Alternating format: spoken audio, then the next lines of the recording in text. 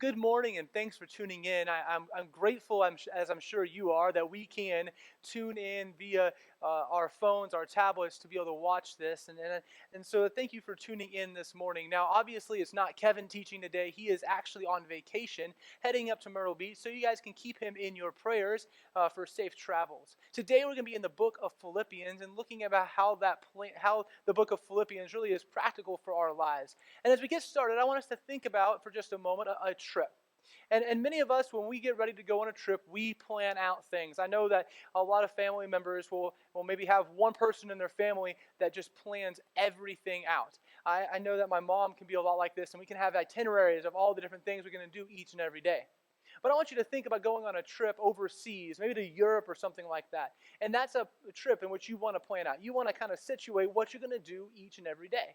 And so as you're planning this trip and getting everything situated, you got the passport, you get ready for this trip, and then the day to leave comes. And on that day, you get up nice and early so you can make it to the airport with you and your family, make it through TSA, and everything goes smoothly. I know that's a shock because most of the time when going to the airport, nothing goes smoothly. But as you get there, you go through, you get on your plane makes it on time. It even gets, you got a layover, and all of that goes smoothly. And so as you get to your final destination on the plane, really the unexpected happens, and you get arrested. But not only do you get arrested, you and all the things that you have are coming with you. And that includes all your phones, that includes the passports, that includes the itineraries, all your wallets and money. And so your family is now left stranded in Europe with no way of communication and no money, there's nothing that they can do. And so I want you to imagine how your family would feel in a situation like that. Well, see, that is really the book here of Philippians. Because Philippians is a book written to the church of Philippi by Paul, and Paul has been recently arrested. So it's not you being arrested, but it's Paul who's been recently arrested. And to the church here, the people kind of viewed Paul as this leader as he was, and they kind of followed through with everything he does. And so he had the plans, he had the right words to say and the guidance for the church. And when he gets arrested, the people are afraid. And that is what Paul writes to. And so he starts off his story, or this letter here, as any of his letters start, talking about who he is. And then he takes the next section of verses, and he basically is being thankful, and he says that he's thankful for the things that they've done. But really what he's doing is he's encouraging the church, because he knows that they've been afraid and scared, and so he encourages the church. And then we're going to pick up here in verse number 12, and it says this: I want you to know, brothers, that what has happened to me has really served to advance the gospel, so that it has become known throughout the whole imperial guard, and to the rest of that my imprisonment is for Christ.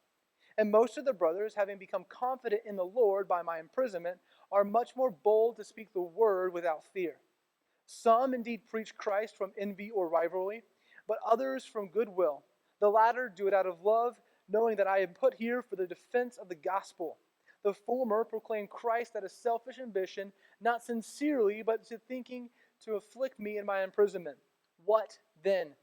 Only that in every way, whether in pretense or in truth, Christ is proclaimed, and in that I rejoice.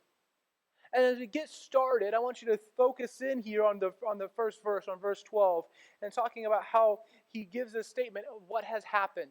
And it gets me to thinking, what has happened? And it makes me ask this question: what has happened? What is the backstory, if you will, to this story he's writing here, this letter? It makes me think of the movie Aragon. And in this movie, like many others, they take the intro several chapters, what might give a lot of backstory for all the characters, and they shove it into about 5 to 10 minutes. And so we have this really short intro for the movie, in which in the books are normally quite long and lengthy, and it gives you a lot more story. And you start to question, what have I missed? Well, I didn't realize what I missed when I just watched the movie, but when I went back and I read the books, there was a lot that I missed. And so as we're looking at this story, we're kind of left with a similar thing. What have I missed? What is going on here that Paul is writing and saying what has happened? And so let's dig into what Paul's history is. See, in Acts, so we see the initial time in which Paul comes to the church in Philippi, where actually he starts the church in Philippi. When he gets to Philippi, he is arrested, and we see the story of the Philippian jailer and how the Philippian jailer comes to Christ because of the actions of Paul. But we see here that Paul is imprisoned and beaten for his faith. And so even the first inclination, the first time in which Paul was in the church, in the city of Philippi, Paul was beaten. He went through suffering, if you will. But then we see Paul kind of gives later on in another book in 2 Corinthians, I will get to in just a minute, and he kind of gives this resume, if you will. I think many of us understand what a resume is. We've probably applied for a job at some point in time in our lives. And in a resume, you kind of start off with who you are, your name and your contact information, maybe a phone number or an email. And then you get down to the nitty-gritty. You get down to the things about your life. What makes me eligible for this job? And so maybe you'll give your previous jobs or your experience in the field. Or maybe if you've just graduated from college or graduated from master's or even graduated from high school, these accomplishments of education, you'll start putting these kind of things down on your resume.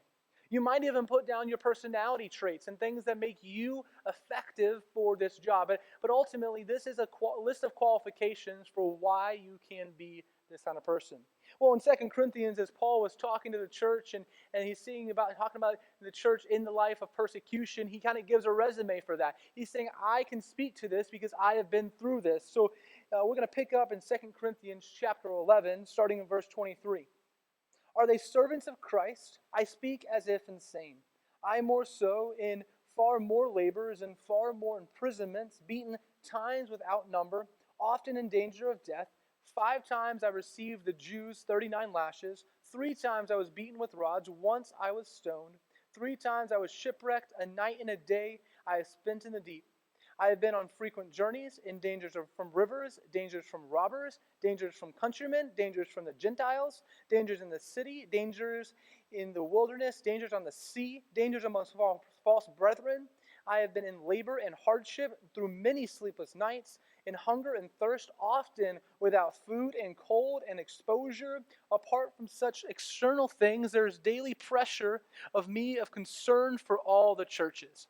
What do we see here? We see Paul giving a resume of why he can speak to the church about persecution. And what does this give to us? It gives us a backstory of what Paul has gone through. Most of us would not want to have a resume like Paul's here with all the suffering and anguish that he's been through. But what do we see? We see that Paul has been through physical suffering.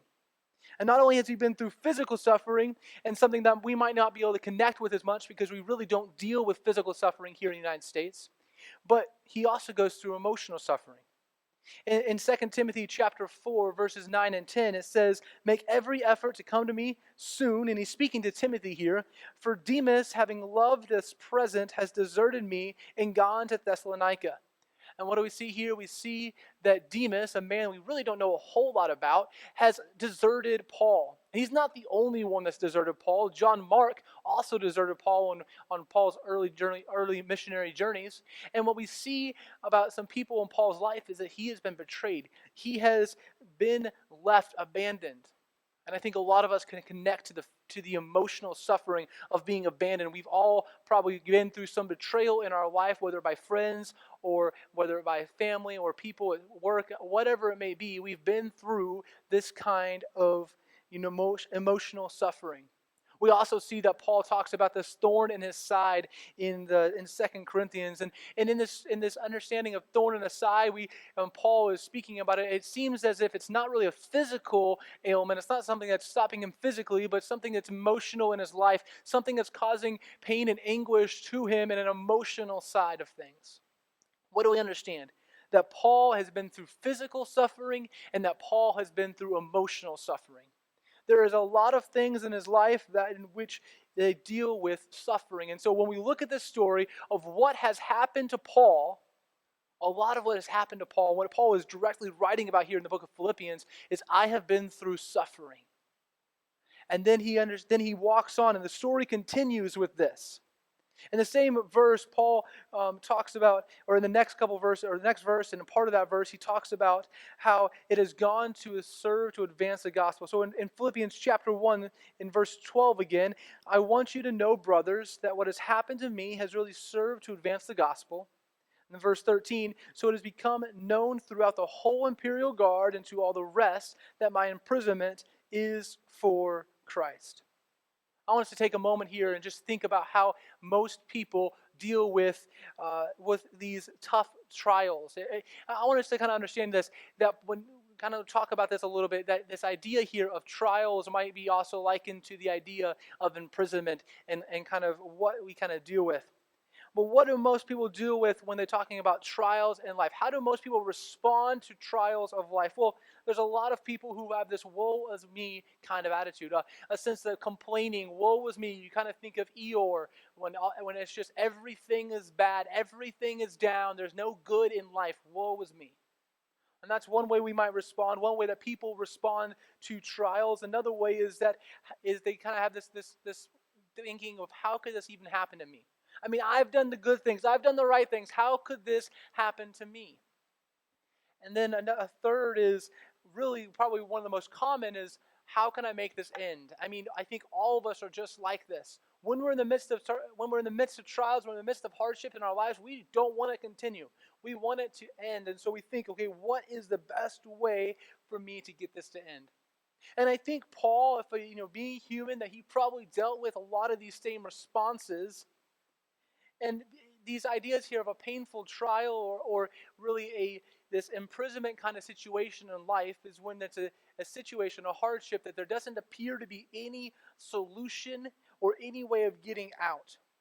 And maybe you've been in a trial like that. Maybe you've been in this imprisonment-like moment where it just feels like there's no way out, and you have this woe is me, or you have one of these different reactions to it. Maybe you're in a trial just like that right now. And I don't doubt that Paul had situations like this, and I think that it's important that we know that people, we all will deal with these kind of reactions, but the important thing is that we don't stay there. Because this is an important thing I want us to understand. That prison is not the end. Prison is not the end. When we get into trials of that kind of situation, a trial like a job loss, a trial like like getting cancer or a family member getting cancer, a trial like these hardships in life, maybe even a trial like being rejected over and over and over again, or trying to share your faith with your friends and they really still don't accept. And in these different situations, it just feel like complete and utter failures. And we all we have these situations, but it's not the end. See, trials give us the opportunity to share our faith. And so it's not that the end, it's actually just the beginning. Paul looks at this and says that prison is really just the beginning. See, when we look at these painful trials, we can actually see that they can be just the very means in which God has given us to share our faith. And while it's not fun, we don't want to seek after these prison-like moments, we sometimes have to deal with them. I think of the movie God's Not Dead 2. And in God's Not Dead 2, there's this teacher who is trying to figure out and trying to wade through the different political and religious situations of the school and trying to figure out, how can I share my faith with the kids or the students I have with me and not yet get fired? And see, I think a lot of times our reaction to prison is the same. What can I do without getting in trouble?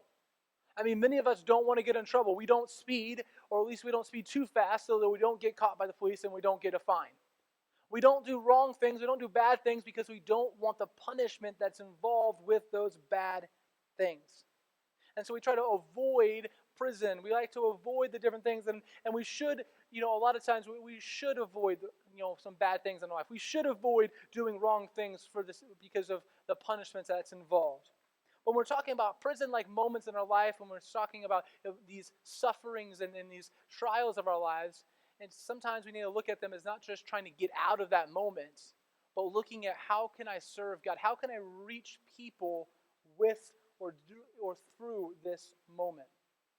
See, in Galatians chapter 5, you see God giving the fruit of the Spirit. The fruit of the Spirit: love, joy, peace, patience, kindness, goodness, gentleness, and self-control. And so you see that. I don't have that verse up, but you can understand what's going on in Galatians chapter 5.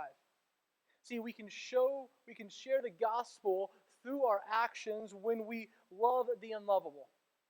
The one who keeps on hating you, the one who keeps attacking you, the one who just won't shut up, the one who never stops ragging on you. When you love the unlovable, you show people God. When you have joy in painful times, when you have peace even in the midst of coronavirus where everything seems to be a little bit confusing and everyone seems to be a little bit worried, when you have peace in the worry, that's when people see God. When you have patience, when you when a child asks you the same question over and over and over and over again, and you have patience. Or when your coworker just doesn't seem to understand what they're doing and they keep coming to you for questions, keep coming to you for the same questions over and over and over again. When you have patience, you show the love of God. When we're kind, when we're a trustworthy kind of person, right? When we are gentle, which is really power under control. It's not weakness, but it's really when you have the authority or power over top of someone and you don't abuse that power. And all of this is kind of summed up in this whole self-control. When you make the decision to live a life of the fruit of the Spirit, and then you have the self-control to really live it out. But guys, we can't just share the gospel with our actions and the way that we live. We also have to share the gospel through our words. There's this quote, and I use the word quote a little loosely, and it says this, that share the gospel all the time, and if necessary, use words.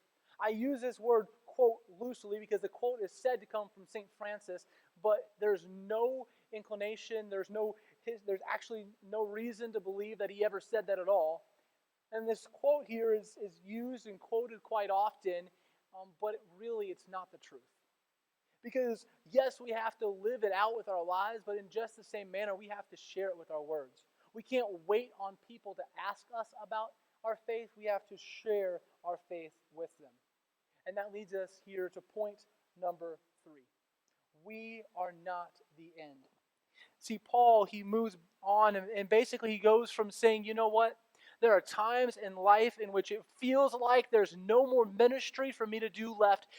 Paul has been arrested. And I'm sure there was an inclination in his mind that says, you know what? I've been arrested. How can I continue on? What good can I do for the kingdom of God? What good can I do for Christ? But he realizes it's not the end. It's not the end of his ministry. So let's pick up here in verse 14. Philippians chapter 1. And most of the brothers, having become confident in the Lord by my imprisonment, are much more bold to speak the word without fear.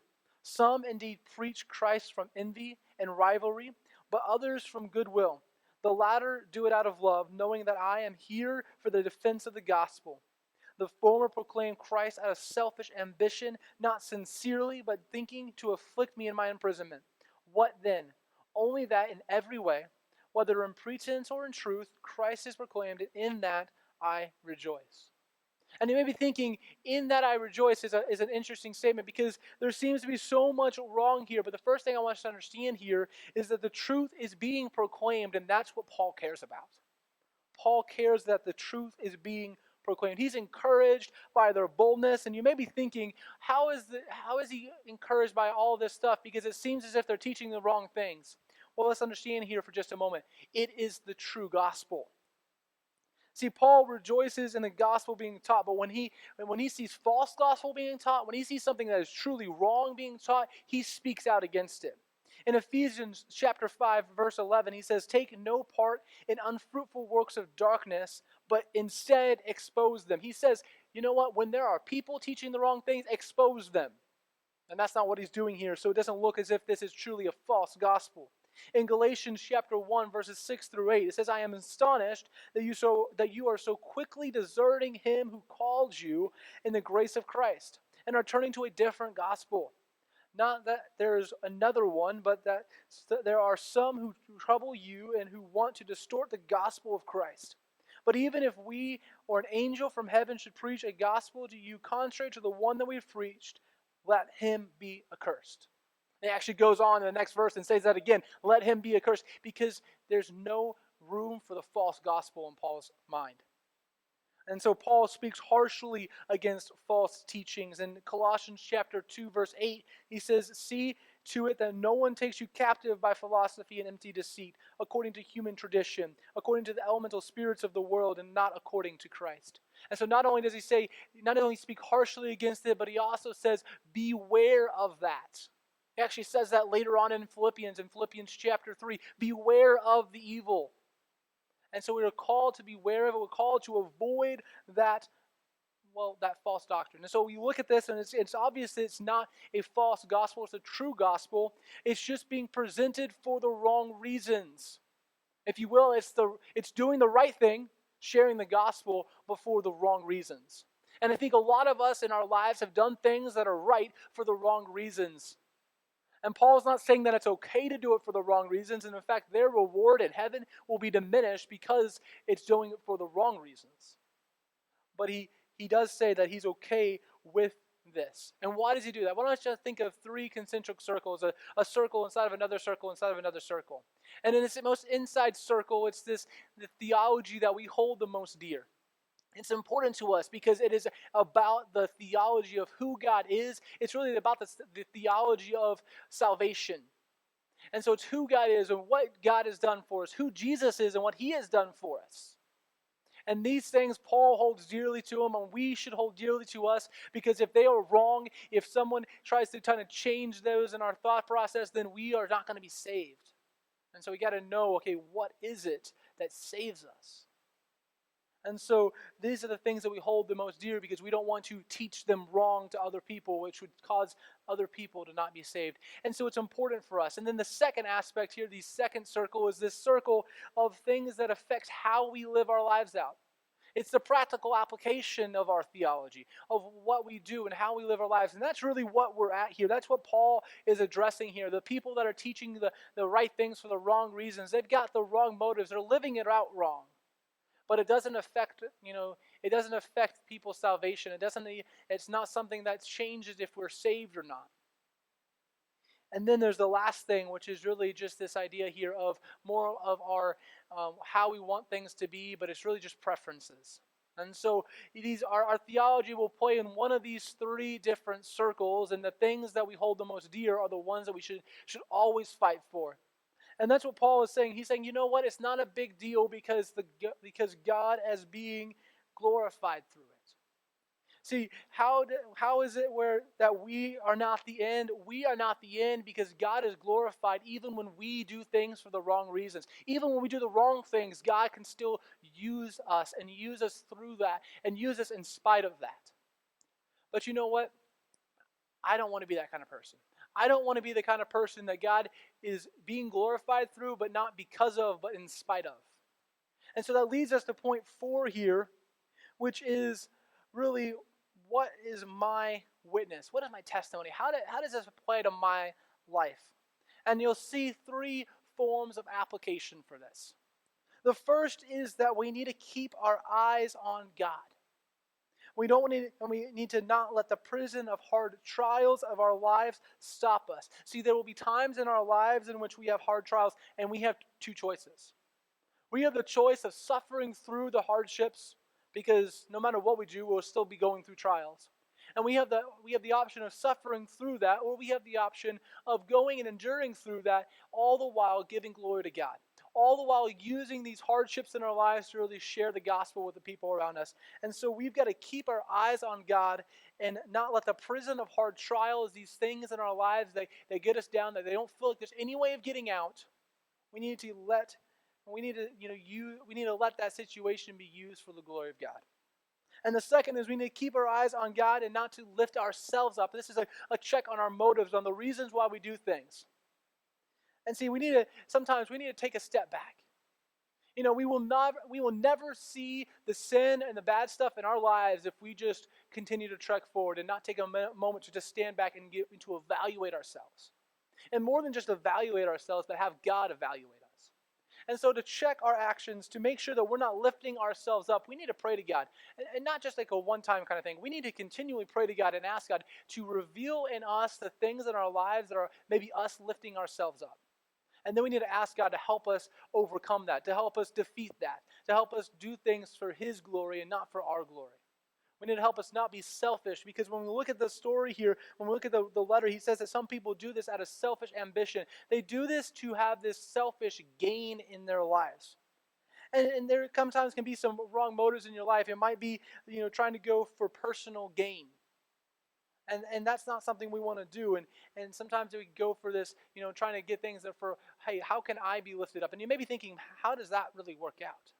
Well, these people saw the fame that Paul had and decided, you know what?